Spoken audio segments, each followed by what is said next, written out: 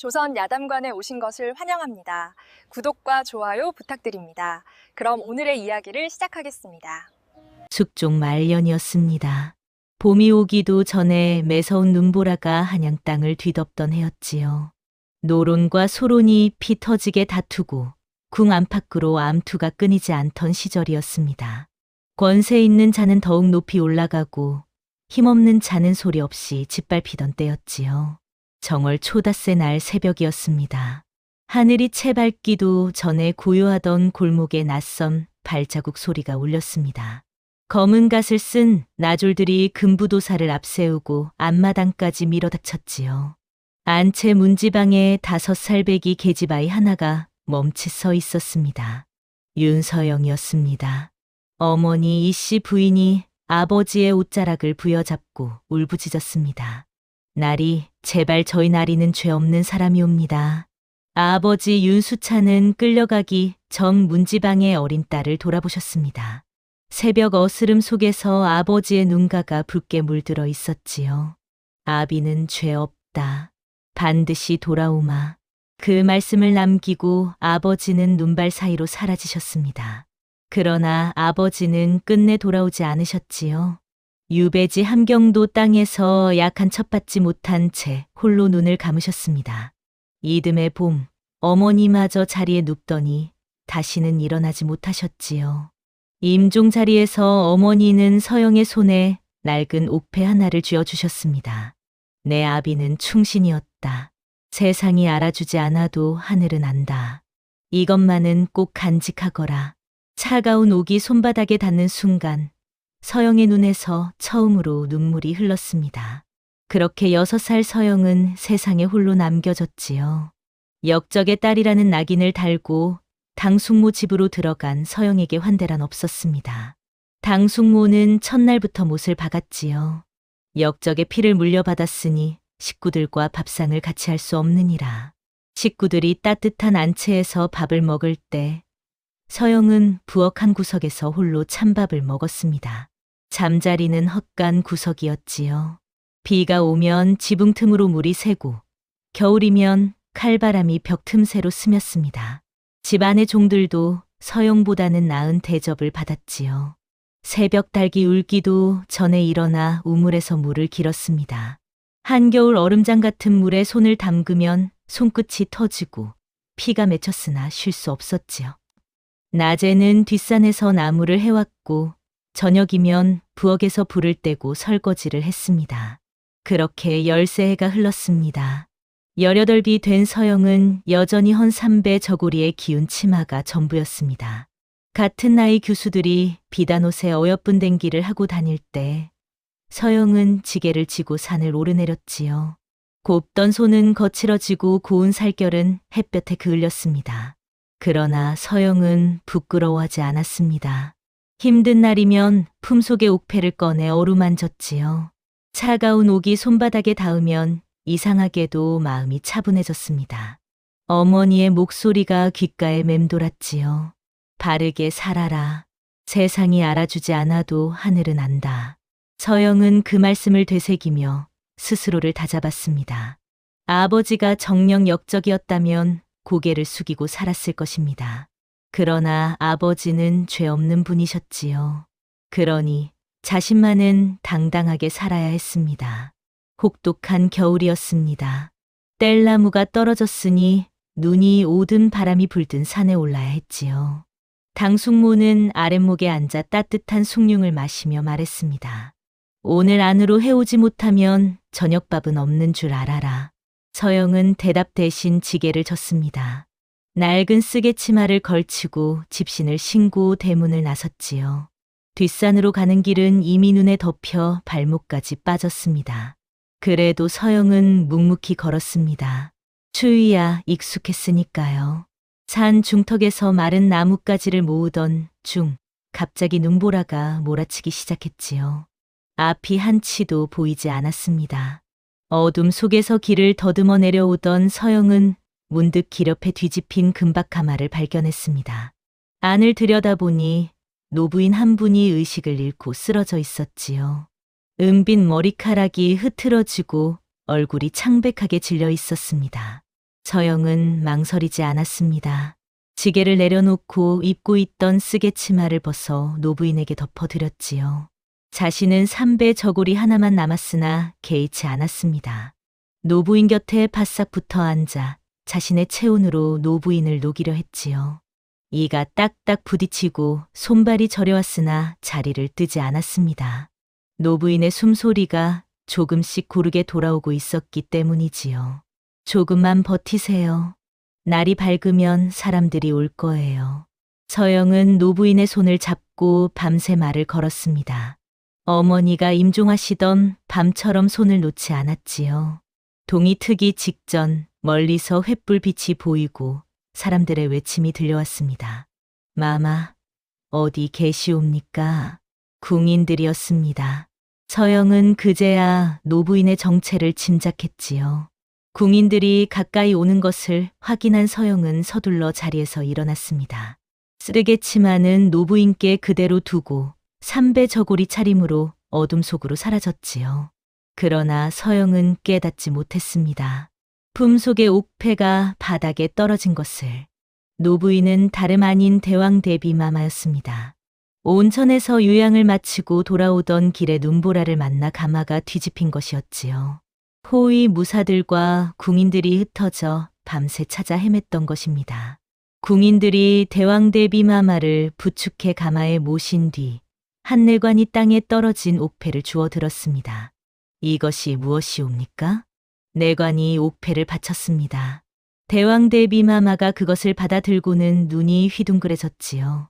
손이 부들부들 떨렸습니다. 연꽃 문양 뒷면에 음각된 세 글자 충이불망. 13년 전의 기억이 주마등처럼 스쳐갔습니다.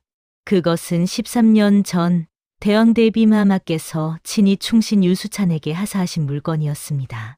어느 밤 영모 세력이 대왕대비마마를 암살하려 궁 안으로 침입했을 때 젊은 관리 하나가 목숨을 걸고 자객들과 맞서 싸워 대왕대비마마를 구했지요.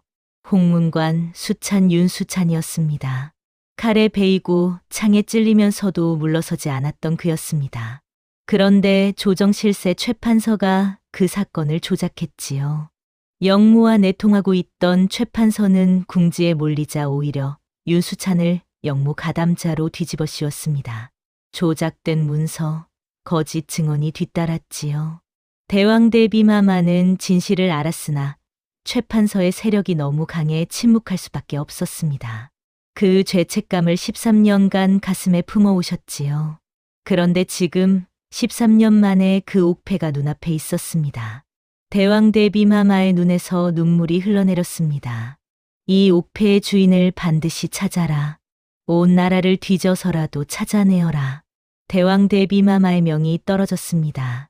궁인들이 사방으로 흩어졌지요.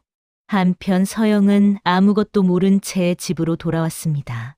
나무도 못해오고 쓰개 치마까지 잃어버렸으니 당숙모에게 호되게 꾸중을 들었지요. 서영은 변명하지 않았습니다.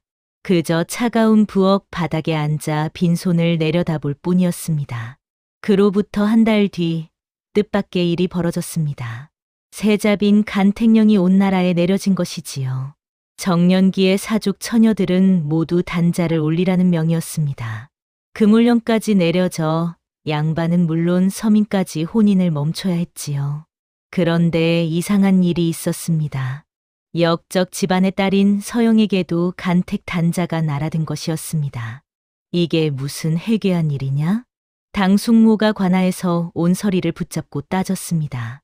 역적 집안의 딸이 어찌 간택에 들 수 있단 말이오? 서리가 어깨를 으쓱했습니다. 소인도 모르겠사옵니다. 다만 대왕대비마마의 특명이 있었다 하옵니다. 윤씨 집안 처녀를 반드시 포함시키라 하셨답니다. 대왕대비마마의 특명.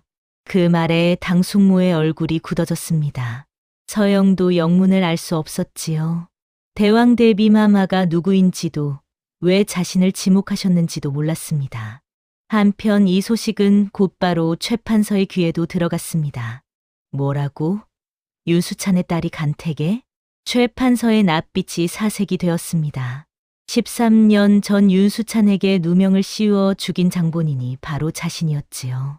그 딸이 세자빈 간택에 나서다니 등골이 서늘했습니다.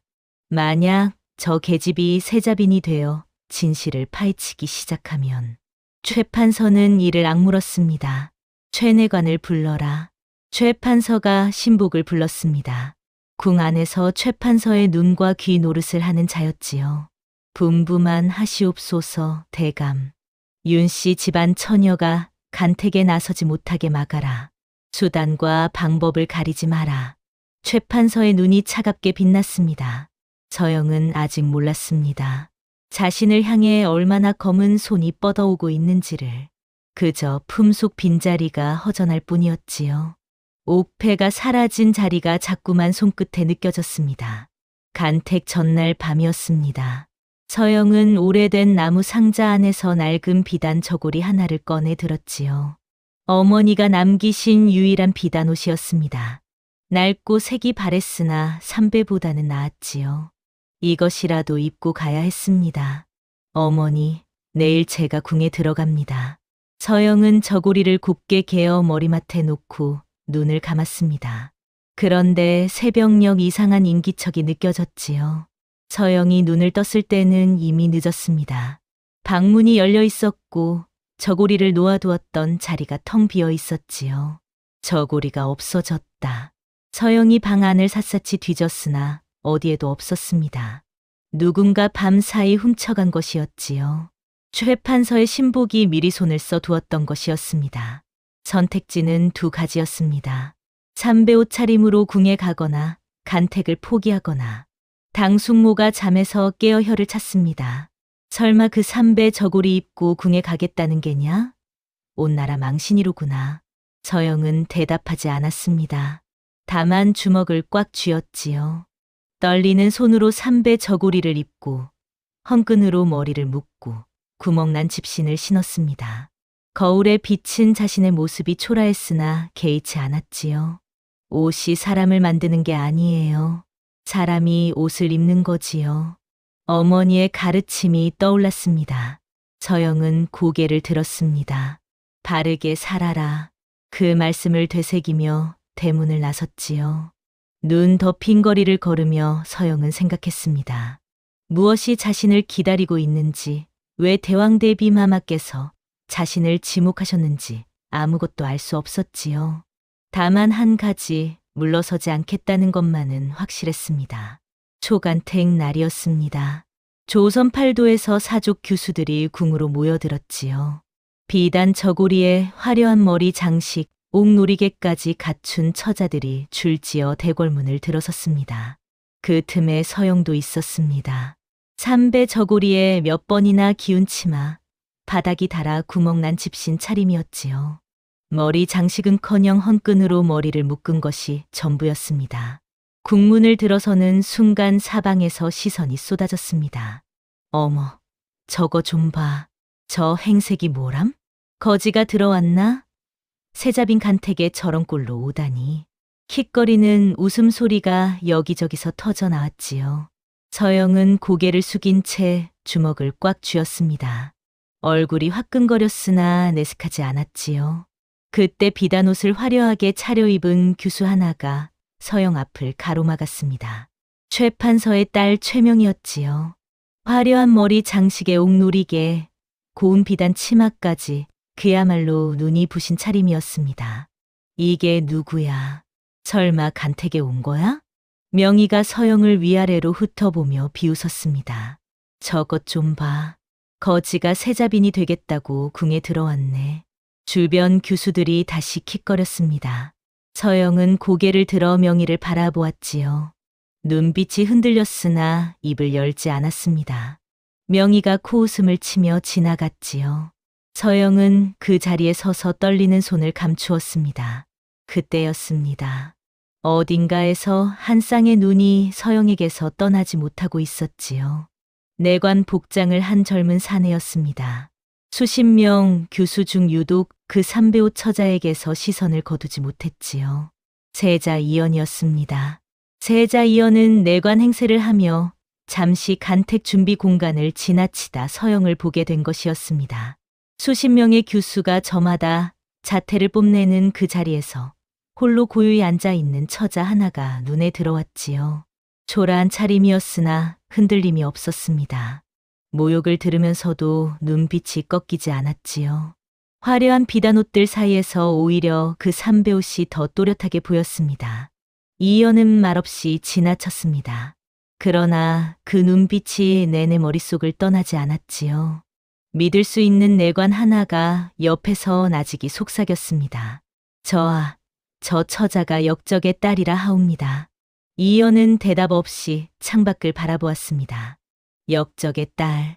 그러나 방금 본 그 눈빛은 역적의 눈빛이 아니었지요. 두려움보다 단단함이 앞서는 무언가를 오래 버텨온 사람의 눈빛이었습니다. 이연은 조용히 입을 열었습니다. 저 처자의 내력을 은밀히 알아보아라. 내관이 고개를 숙였습니다. 이연은 다시 한번 서영이 앉아 있던 자리를 바라보았지요. 삼배옷이 바람에 살짝 흔들리고 있었습니다. 이연은 그 모습을 오래 눈에 담았지요. 스스로도 모르는 사이 가슴 한켠에 무언가가 조용히 내려앉고 있었습니다. 초간택이 끝나고 7명의 교수가 뽑혔습니다.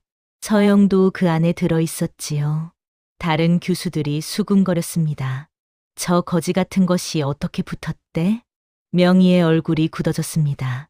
아버지 최판서가 미리 손을 써 두었건만 서영이 떨어지지 않은 것이 불쾌했지요. 그날 밤 최판서는 다시 신복을 불렀습니다. 눈빛이 한층 더 차가웠지요. 재간택 전날 밤이었습니다. 서영은 잠을 이룰 수 없어 홀로 처소 뒤편 연못가를 거닐었지요. 달빛이 수면 위에 고요히 내려앉아 있었습니다. 찬 밤바람이 불어왔으나 서영은 걸음을 멈추지 않았지요. 그때 맞은편에서 낯선 내관 하나가 걸어왔습니다. 이 밤에 혼자 나왔소? 낮고 차분한 목소리였습니다. 서영이 경계하며 바라보니 내관 복장을 한 젊은 사내였지요. 낯이 익었습니다. 초간택 날 잠깐 스쳐 지나갔던 그 눈빛이었습니다. 잠이 오지 않아서입니다. 서영이 짧게 대답했습니다. 사내가 연못가에 나란히 서며 물었지요. 무섭지 않소? 사방이 이리 험한데. 서영은 잠시 달을 바라보다가 대답했습니다. 무서운 것이 없다 하면 거짓말이겠지요. 다만 물러서는 것이 더 무섭사옵니다. 사내가 조용히 서영을 바라보았습니다. 서영은 시선을 느꼈으나 피하지 않았지요. 달빛이 서영의 낡은 옷고름을 은빛으로 물들였습니다. 밤바람이 두 사람 사이를 조용히 스쳤지요. 삼배옷을 입어도 향기가 나는 꽃이 있소. 사내가 나직이 말했습니다. 서영이 고개를 돌렸을 때 사내는 이미 어둠 속으로 걸음을 옮기고 있었지요. 서영은 그 뒷모습을 바라보다가 연못에 비친 달을 내려다보았습니다. 가슴 한켠이 이상하게 따스해졌지요. 그것이 무엇인지 서영은 아직 알지 못했습니다. 재간택 날이 되었습니다. 7명 중 셋을 뽑는 자리였지요. 그런데 심사가 시작되기 전 뜻밖의 일이 벌어졌습니다. 최 판서의 신복 내관이 문서 하나를 들고 나타난 것이었지요. 이것은 역적 윤수찬이 영모 세력과 내통한 증거요입니다. 내관이 큰 소리로 외쳤습니다. 좌중이 술렁였지요. 문서에는 윤수찬이 영모 세력과 주고받았다는 서신이 적혀 있었습니다. 물론 최 판서가 조작한 거짓 문서였지요. 그러나 그 자리에서 진위를 가릴 수는 없었습니다. 역적의 딸이 어찌 세자빈 간택에 나설 수 있단 말이오. 당장 쫓아내야 하옵니다. 대신들이 목소리를 높였습니다. 서영은 눈앞이 캄캄해졌지요. 아버지가 역적이 아니라고 외치고 싶었으나 증거라며 매민문서 앞에서 아무 말도 할 수 없었습니다. 그때 발 안쪽에서 대왕 대비마마의 목소리가 흘러나왔습니다. 아직 진위가 밝혀지지 않았다. 오늘 심사는 예정대로 진행하라.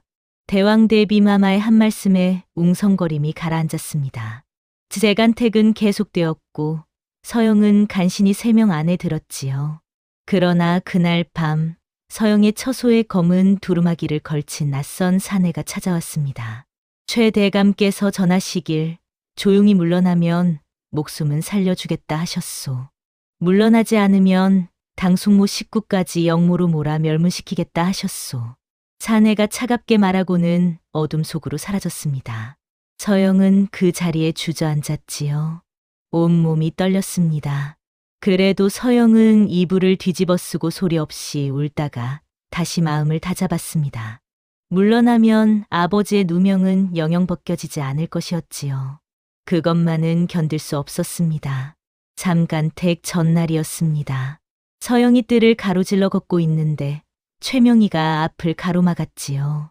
비단 치맛자락을 휘날리며 나타난 명희의 눈빛이 날카롭게 빛났습니다. 아직도 안 물러났어? 물러날 이유가 없사옵니다. 서영이 담담하게 대답했습니다. 명희의 얼굴이 일그러졌지요. 이윽고 명희가 서영의 뺨에 침을 뱉었습니다. 뺨 위로 차가운 것이 흘러내렸지요. 내 아비는 역적이었다. 내가 뭔데 감히 세자빈 자리를 넘봐. 서영은 떨리는 목소리로 대답했습니다. 아버지는 충신이셨습니다.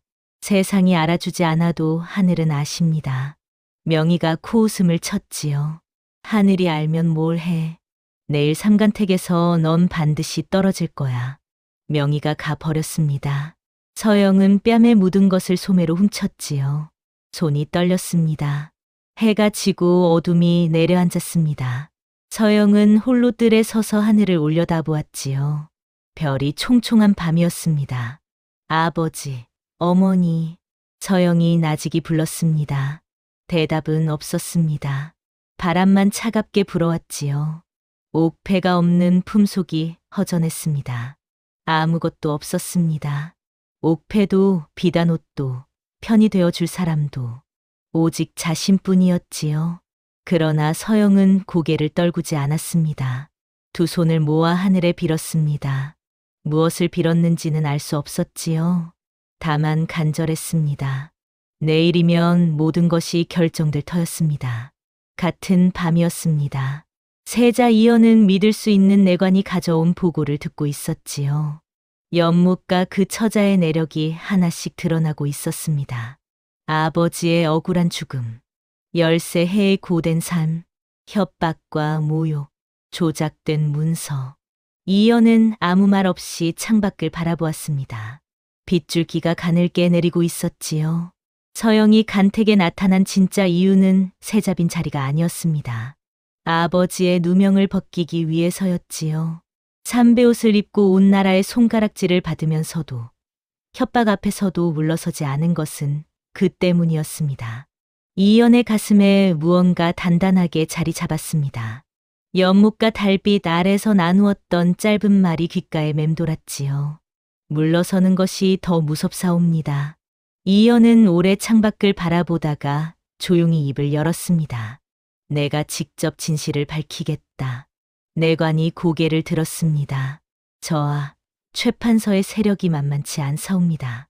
알고 있다. 이연의 눈빛이 흔들리지 않았습니다. 삼배옷을 입어도 향기가 나는 꽃이 있다고 했지요. 그 꽃이 짓밟히는 것을 두고 볼 수 없었습니다. 이연은 벼루를 당겨 붓을 들었습니다. 밤새 써내려간 것은 대왕대비마마께 올리는 은밀한 서신이었지요. 잠간택 날이 밝았습니다.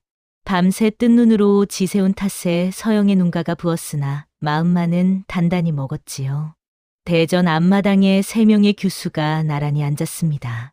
명희는 여전히 화려한 비단 차림이었고 나머지 한 규수도 곱게 단장하고 있었지요. 그 틈에서 서영의 삼배옷은 더욱 초라해 보였습니다. 그런데 오늘은 분위기가 달랐습니다. 대왕대비마마께서 친히 발 밖으로 나오신 것이었지요. 은빛 머리카락에 자줏빛 당의를 걸친 대왕대비마마의 눈빛이 서영에게 잠시 머물렀습니다. 오늘은 내가 직접 시제를 내리겠다. 좌중이 고개를 숙였지요. 눈 속의 매화. 이것을 주제로 시를 지어보아라. 명희가 먼저 붓을 들었습니다. 자신만만한 표정이었지요. 화려한 수사가 줄줄이 이어졌습니다. 백설이 뒤덮인 천지 위로 홍매한 가지 봄 소식을 전한다는 내용이었지요. 명희가 붓을 놓고 급한 표정을 지었습니다. 틀림없이 자신이 뽑힐 것이라 확신했지요. 서영은 한참을 가만히 앉아 있었습니다. 화려한 글재주도 없었고 시를 제대로 배운 적도 없었지요. 그때 어머니의 목소리가 귓가에 맴돌았습니다. 바르게 살아라. 서영은 천천히 붓을 들었습니다. 마음에서 우러나오는 대로 적었지요. 얼어붙은 땅에 뿌리 내려 아무도 보지 않는 골짜기에서 홀로 피어 향기를 머금으니 꽃이 귀한 것은 보는 이 때문이 아니라. 붓을 놓았습니다. 글씨도 삐뚤고 수사도 화려하지 않았지요. 그러나 진심을 담았습니다. 궁녀가 세 사람의 시를 거두어 대왕대비마마께 올렸습니다. 대왕대비마마가 첫 번째 시를 펼쳐보셨지요. 명희의 것이었습니다. 고개를 끄덕이며 다음 시로 넘어가셨습니다. 그런데 세 번째 서영의 시를 펼쳐 드신 순간 대왕대비마마의 손이 멈추었습니다. 눈가가 붉어지셨습니다. 손이 가늘게 떨렸지요. 13년 전 윤수찬이 유배지에서 올린 마지막 상소문이 떠올랐습니다. 그때도 이런 문체였지요. 화려한 수사 없이 담담하게 그러나 진심을 담아 지는 죄 없사옵니다. 세상이 알아주지 않아도 하늘은 아옵니다. 충신은 비단 옷을 입지 않아도 충신이옵니다. 그 상소문을 보신 것은 윤수찬이 유배지에서 세상을 뜬 뒤였습니다. 대왕대비마마는 밤새 우셨지요. 은인을 살리지 못한 죄책감에 대왕대비마마의 눈에서 눈물이 흘러내렸습니다. 좌중이 술렁였지요. 대왕대비마마께서 천천히 자리에서 일어나셨습니다. 교수들 앞을 지나 맨 끝에 앉은 서영 앞에서 멈추셨지요. 고개를 들어라. 서영이 천천히 고개를 들었습니다. 대왕대비마마의 눈과 마주쳤지요. 그 눈에 눈물이 맺혀 있었습니다. 내 아비의 딸이 맞구나. 문체가 그이와 닮아 있다. 서영의 눈이 휘둥그레졌습니다. 대왕대비마마께서 품에서 무언가를 꺼내셨지요. 손바닥만 한 옥패였습니다. 연꽃 문양 뒷면에 충이불망. 서영의 심장이 멎는 듯했습니다. 어머니가 임종 때 손에 쥐어주시던 바로 그 옥패였지요. 이것이 어찌? 서영의 목소리가 떨렸습니다. 눈보라 속에서 내가 흘린 것이다. 그날 밤 나를 구한 이가 바로 내가 아니더냐. 좌중이 숨을 죽였습니다. 대왕대비마마께서 천천히 입을 여셨지요. 13년 전 영모 세력이 나를 암살하려 궁 안으로 침입했다. 그때 목숨을 걸고 나를 구한 이가 있었으니 홍문관 수찬 유수찬이었다. 서영의 눈에서 눈물이 흘러내렸습니다. 아버지의 이름이 대왕대비마마의 입에서 나오다니. 윤수찬은 역적이 아니라 충신이었다. 그러나 간신의 모함으로 누명을 쓰고 유배되어 죽었느니라. 나는 그간 죄책감에 시달렸다. 은인이 역적으로 몰려 죽는 것을 보고도 구하지 못했으니 뜰에 침묵이 내려앉았습니다. 바람 소리만 들렸지요. 그때 금부도사들이 누군가를 끌고 들어왔습니다. 최 판서의 신복 내관이었지요. 조작된 문서를 인멸하려다 현장에서 잡힌 것이었습니다. 신복이 바닥에 엎드려 울부짖었지요. 최 대감의 명을 받았사옵니다. 소인은 시킨 대로 했을 뿐이옵니다. 뜰 한쪽에서 최 판서의 얼굴이 핏기를 잃어갔습니다. 대왕대비마마의 눈빛이 서리처럼 차가워졌지요. 최 판서. 예, 대비마마. 최 판서가 비틀거리며 앞으로 나왔습니다. 13년 전 윤수찬을 역모로 몰아 죽인 것이 내 짓이냐? 최 판서가 무릎을 꿇었습니다. 더 이상 숨길 수 없었지요. 소소인의 죄 10,000번 죽어 마땅하옵니다. 서영은 그 광경을 바라보며 아무 말도 할 수 없었습니다. 눈물만 흘렀지요. 13년간 역적의 딸이라 불리며 버텨온 세월이 한꺼번에 밀려왔습니다. 뜰 위로 눈이 내리기 시작했지요. 하얀 눈송이가 소복이 쌓였습니다. 대왕대비마마께서 손을 들어 금부도사를 부르셨습니다. 최 판서를 당장 잡아 가두어라. 13년 전 영모내통과 충신모함의 죄를 물을 것이다. 명을 받들겠사옵니다. 금부도사들이 최 판서를 애워쌌습니다. 최 판서가 끌려가면서 절규했지요. 대비마마, 용서해 주시옵소서. 그러나 대왕 대비마마께서는 고개를 돌리셨습니다. 13년간 기다려온 순간이었지요. 명희는 그 광경을 두 눈으로 바라보면서도 믿을 수 없었습니다. 아버지가 끌려가는 모습에 얼굴이 창백하게 질렸지요. 한때 그토록 자랑하던 가문이 한순간에 무너지고 있었습니다. 대왕 대비마마께서 다시 서영에게로 돌아오셨습니다. 서영의 손을 잡아 일으켜 세우셨지요. 드디어 진실이 밝혀졌다. 이 모든 것이 내 덕분이니라. 서영은 아무 말도 할 수 없었습니다. 눈물만 흘렀지요. 오늘 이후 천하가 알게 될 것이다. 윤수찬은 역적이 아니라 충신이었음을. 대왕 대비마마께서 서영의 손에 옥패를 쥐어주셨습니다. 이것은 내 것이다. 내 아비의 충절을 증명하는 물건이니 잘 간직하거라. 서영이 옥패를 가슴에 품었습니다. 어머니의 온기가 느껴지는 듯했지요. 뜰 위로 눈이 소복이 쌓여갔습니다. 마치 13년간의 억울함을 하늘이 하얗게 덮어주는 듯했지요. 대왕 대비마마께서 좌중을 향해 천천히 입을 여셨습니다. 채자비는 비단옷이 정하는 것이 아니라 마음이 정하는 것이니라. 삼배옷을 입었어도 마음이 곱고 바르면 그것이 진정한 국무의 자질이니라. 대왕 대비마마께서 손을 들어 서영을 가리키셨습니다. 윤서영을 세자빈으로 간택하노라. 좌중이 일제히 고개를 숙였습니다. 서영은 눈물을 흘리며 엎드렸지요. 성은이 망극하옵니다. 그 목소리가 떨렸으나 그 안에는 13년간의 서름과 아버지를 향한 그리움이 고스란히 담겨 있었습니다. 명희는 간택에서 탈락했지요. 대왕 대비마마께서 직접 말씀하셨습니다. 저 아이는 마음이 바르지 못하다. 남을 깔보고 모욕하는 자가 어찌 국모가 되겠느냐. 명희가 궁을 나서며 눈물을 흘렸습니다. 그러나 동정하는 이는 아무도 없었지요.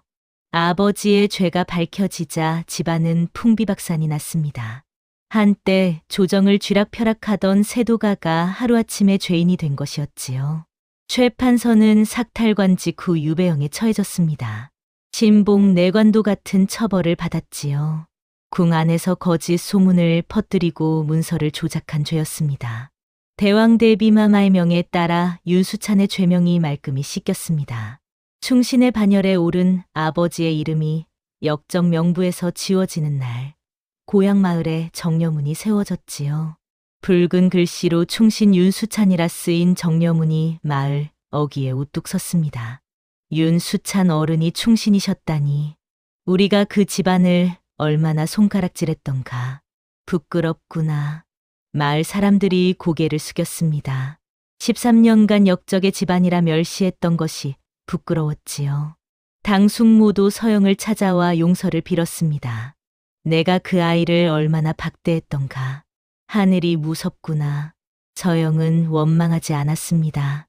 숙모님도 어쩔 수 없으셨을 거예요. 역적의 자식을 거두는 것이 쉬운 일이 아니었을 테니. 서영의 말에 당숙모는 더욱 고개를 들지 못했지요.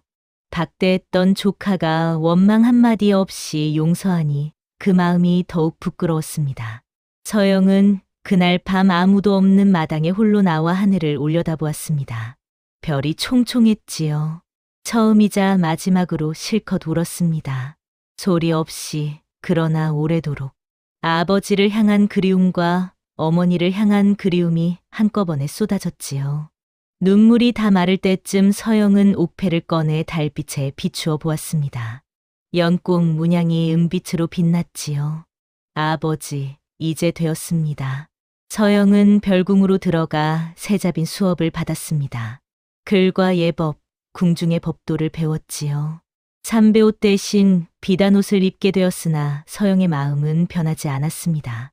비단옷을 입어도 삼배옷을 입던 마음을 잊지 말아야지. 서영은 늘 그렇게 다짐했지요. 세자 이연은 서영이 세자빈으로 간택되었다는 소식을 전해 듣고 오래도록 창밖을 바라보다가 조용히 미소 지었습니다. 연못과 달빛 아래 처음 말을 나누던 그 처자였지요. 가래의 날이 되었습니다. 온 나라가 이 소식에 감탄했지요. 역적의 딸이라 손가락질 받던 아이가 세자빈이 되었다니. 하늘은 진실을 알고 계셨구나. 사람들이 입을 모았습니다. 서영은 화려한 예복을 갖춰 입고 가마에 올랐지요. 삼배 저고리의 집신을 신고 이 국문을 들어서던 날이 떠올랐습니다. 그때와 지금 달라진 것은 옷뿐이었지요. 마음은 처음과 같았습니다. 가래가 치러진 날 밤이었습니다. 화려한 예복을 갖춰 입은 서영은 홀로 뜰에 나와 옥패를 손에 쥐고 달을 바라보았지요. 달빛이 연꽃 문양 위에 고요히 내려앉았습니다. 그때 조용한 발소리가 들렸습니다. 세자 이연이었지요. 이연이 말없이 서영 곁에 섰습니다. 달빛이 둘을 나란히 감쌌지요. 연못가에서 처음 말을 나누던 그 밤처럼 바람이 두 사람 사이를 조용히 스쳤습니다. 그날 밤 내관이 저 아이신 줄 알았사옵니다. 서영이 나직이 말했습니다. 알고도 말하지 않았소? 이연이 빙그레 웃었지요. 말씀드렸다면 도망치셨을 것 아니옵니까? 이연이 조용히 웃음을 거두고 서영을 바라보았습니다. 달빛 아래 서영의 눈가가 촉촉이 젖어 있었지요. 이연이 천천히 손을 내밀었습니다. 서영의 손 위에 얹힌 옥패를 두 손으로 감싸 쥐었지요. 차가운 옥 위로 따스한 온기가 전해졌습니다. 서영은 손을 거두지 않았지요. 달빛이 옥패 위에 내려앉아 연꽃 문양을 은빛으로 물들였습니다. 처음부터 남루했던 것은 옷뿐이었습니다. 사람이 귀한 것은 비단 옷 때문이 아니라 그 마음이 바르기 때문이라고. 덕은 옷에 있지 않고 마음에 있다고. 눈 내리는 겨울이면 사람들은 이 이야기를 오래도록 전했습니다. 삼배옷을 입고 궁에 들어온 한 처자의 고든 마음이 끝내 나라의 어머니가 되는 길을 열었다고. 아무도 보지 않는 골짜기에서 홀로 피어 향기를 머금은 매화처럼 세상이 알아주지 않아도 바르게 살면 하늘은 반드시 알아준다고. 오늘 이야기는 여기까지입니다. 이 이야기가 마음에 드셨다면 좋아요와 구독 부탁드립니다. 더 많은 예시 이야기를 들려드리겠습니다. 감사합니다.